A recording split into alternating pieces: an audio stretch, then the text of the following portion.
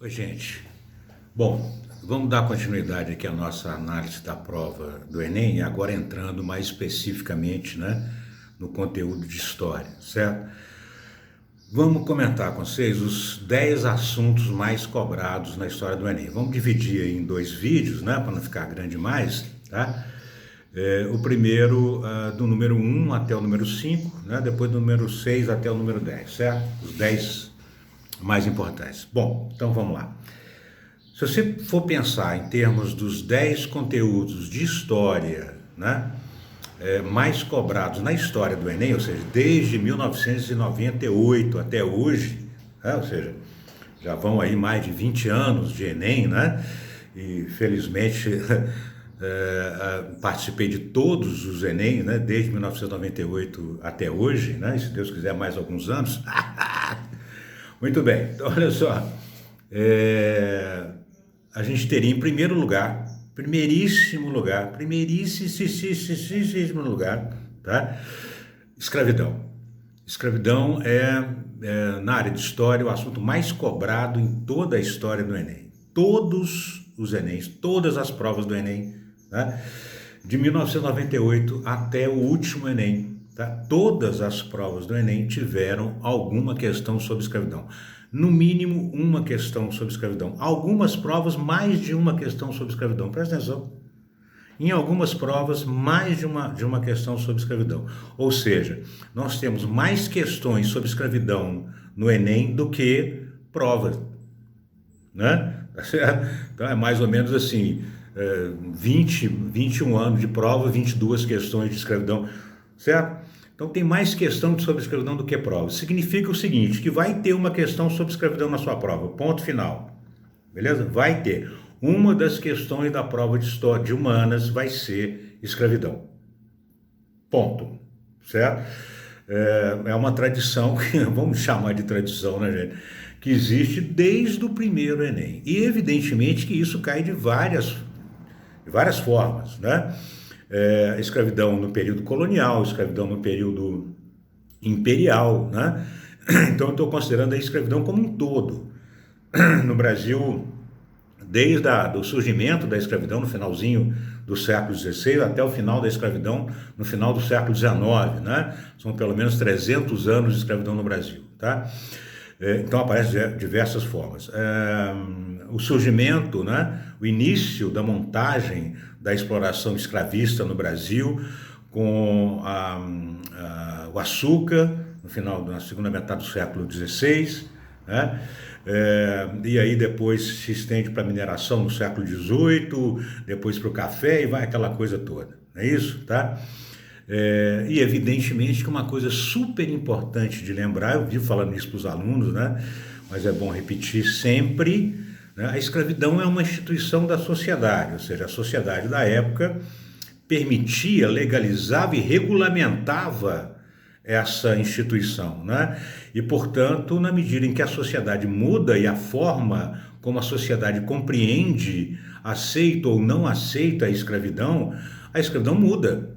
A escravidão no Brasil ela não é uma coisa só, ela não foi a mesma coisa o tempo todo, Ela vai adquirindo contornos diferenciados, ao longo do tempo, beleza? A gente tem, por exemplo, as formas de escravidão urbana, que têm sido muito cobradas no Enem. A gente tem, por exemplo, a brecha camponesa, que é uma questão importante, A legislação que vai coibir castigos físicos a escravos no século XIX. Tem uma série de mudanças, as leis chamadas leis escravistas, aquela coisa toda, Então é importante você perceber que é um assunto muito importante, extremamente importante, e muito frequente, extremamente frequente no Enem, novamente dizendo, certo? Segundo assunto mais importante, mais cobrado na história do Enem, Era Vargas.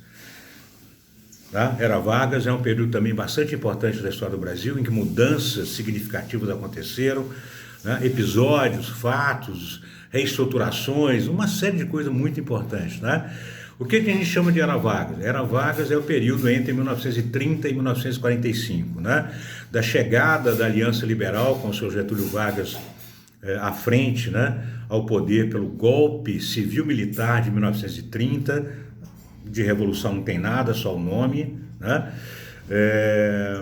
Até a deposição de Getúlio Vargas em 1945, né? Esse período é chamado de Era Vargas, dividido em 3 partes. Normalmente com os alunos trabalho em 3 partes isso aí, né?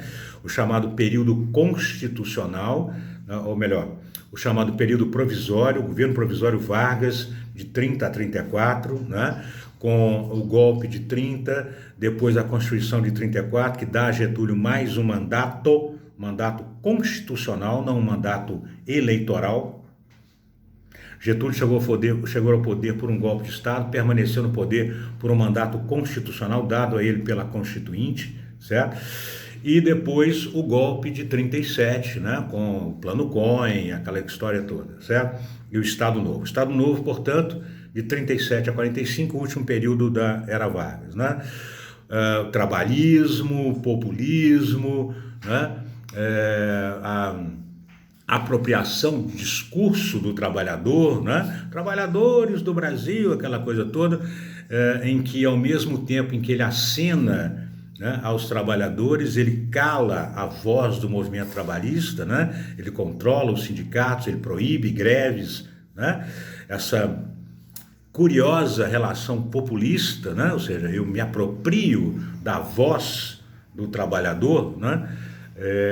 Falo em nome dele e calo a boca desse mesmo trabalhador, né? Característico do populismo, característico do trabalhismo varguista, né? A industrialização estatizante, né? A partir do Estado Novo, né? As mudanças na educação brasileira, né? Aquela construção da ideia do trabalhador como uma figura honesta, né? O trabalhador versus o vagabundo, típico da Era Vargas, né? A disciplinarização do brasileiro, né? Através do trabalho, quem trabalha é que tem razão, né? Aquelas coisas características desse período, o DIP, né? E o uso, a manipulação política, né? A propaganda como arma política no Brasil, né? Com o rádio, com a Hora do Brasil, né? Trabalhadores do Brasil, certo? Um momento bastante curioso, né? Em que a gente tem um ditador de inspiração fascista, né? Que é o seu Getúlio Vargas, e que vai tomando nuances, né? Bastante diferentes. Uma hora ele está muito próximo do nacionalsocialismo alemão, né? Outra hora ele se aproxima dos Estados Unidos, que é quem, a partir da Segunda Guerra Mundial, né? Que é quem vai financiar todo o projeto industrializante do seu Getúlio Vargas, né? Então ele posa de democrata, né, em meio ao Estado Novo, é curiosíssimo isso, né? É um camaleão político, seu Getúlio Vargas, e depois se aproxima da esquerda, né? Chega a ter o apoio para a permanência dele no poder, com o movimento queremista, aquela coisa toda, né? A famosa foto de Getúlio ao lado de Prestes, né? No campo do Vasco da Gama, no São Januário, em 1945, né?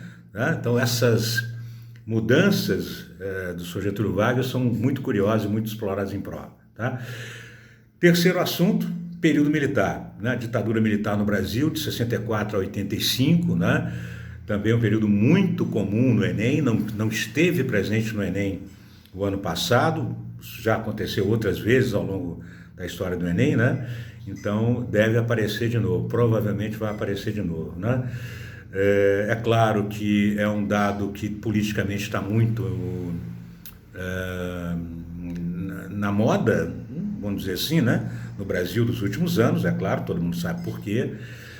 Então, o tratamento, a forma como isso vai ser explorado, né, pode mudar um pouco, não é?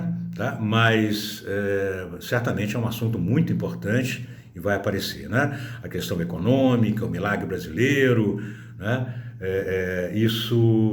A industrialização, né? Um novo salto, né?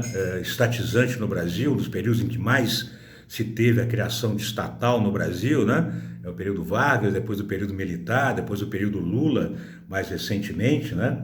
Períodos muito estatizantes, né? Então é um assunto muito comum. O terceiro mais cobrado da história do Enem, tá? Em quarto lugar, a República Oligárquica, né? A primeira república no Brasil, de 1889 a 1930, né? A República dos Coronéis, a República Oligárquica, a República do café com leite, né? Os arranjos políticos aí entre Minas Gerais e São Paulo, né? Que garantiram de alguma forma, né? Não com facilidade como muita gente pensa, né? Mas certamente contribuíram, né? Para criar uma governabilidade entre 89 e 30, né? A manutenção das políticas latifundiárias no Brasil, que privilegiavam os grandes senhores de terra, no caso do café ou do cacau na Bahia, né? Ou depois lá dos grandes produtores de borracha, né? Na Amazônia, né? O senhor de terra era o senhor do Brasil, né? Conflitos rurais que mostravam aí as profundas desigualdades sociais do Brasil, como a Guerra de Canudos, a Guerra do Contestado, né? Fenômenos sociais como o banditismo social, né? O cangaço, né? As diversas revoltas, tanto rurais quanto urbanas, revolta da vacina, revolta da chibata, no Rio de Janeiro, em 1910, né?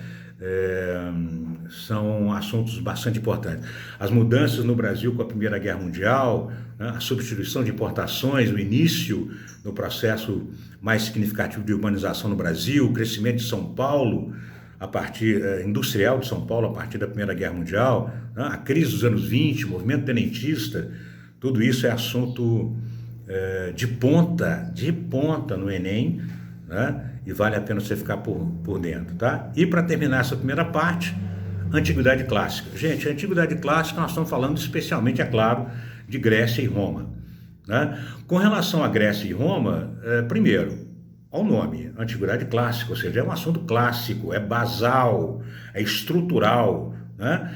Para quem quer se dizer minimamente conhecedor da história do Ocidente, né? Para você saber a sua história e quem você é, né?